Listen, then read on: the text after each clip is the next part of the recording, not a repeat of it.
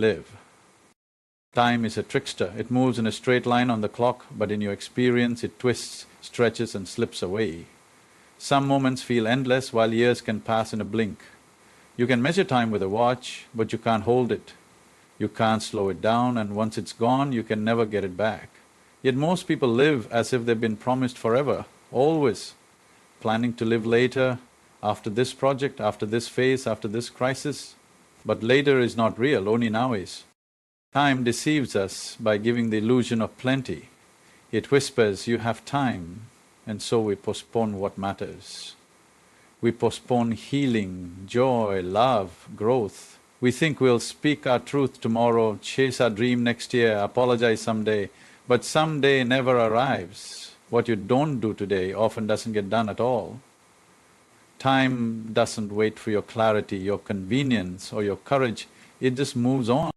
The tragedy is not that life is short, the tragedy is that we waste so much of it being unconscious, lost in regrets of the past or anxieties about the future. We miss the only thing that's real, this moment. You cannot experience yesterday, you cannot touch tomorrow, all of your life is happening now. But the trickster keeps you running in circles, chasing shadows, believing the real thing is just around the corner. When you're a child, time feels slow, almost infinite. As you grow, it speeds up. This isn't just biology, it's awareness. As you become busier, more distracted, more caught in mental loops, you stop being present.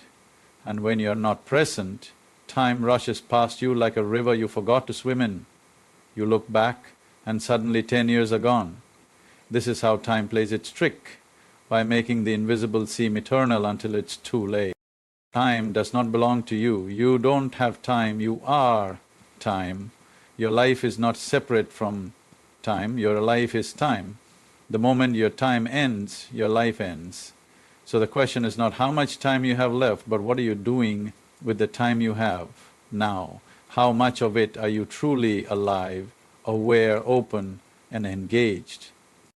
The wise don't try to manage time, they deepen presence. When you are fully here, one moment becomes rich, whole, expansive. In just one breath of awareness, you can feel more life than in an entire year of distraction. Presence stretches time in your experience. Suddenly, life stops being a blur and becomes a vivid, living reality. Time is also a trickster because it can disguise what's urgent and what's important. The world will always scream for your attention, there will always be emails, bills, meetings. But what about the silent things, the ones that truly matter? A quiet conversation with someone you love, a walk in nature, time spent with your own being. These things don't shout.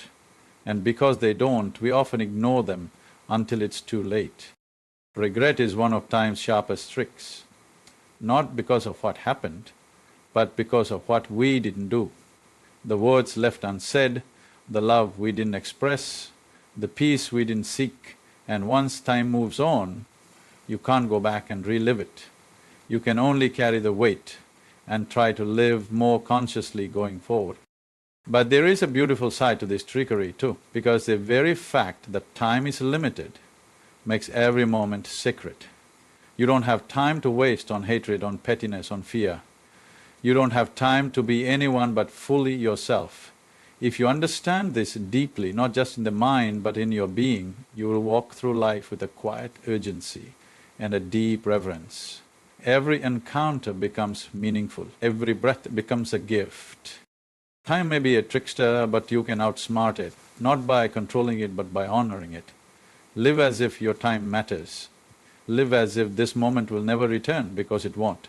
And when you live like that, even the trickster bows to you, because you're no longer fooled, you are awake, you are alive. And that, more than anything else, is what makes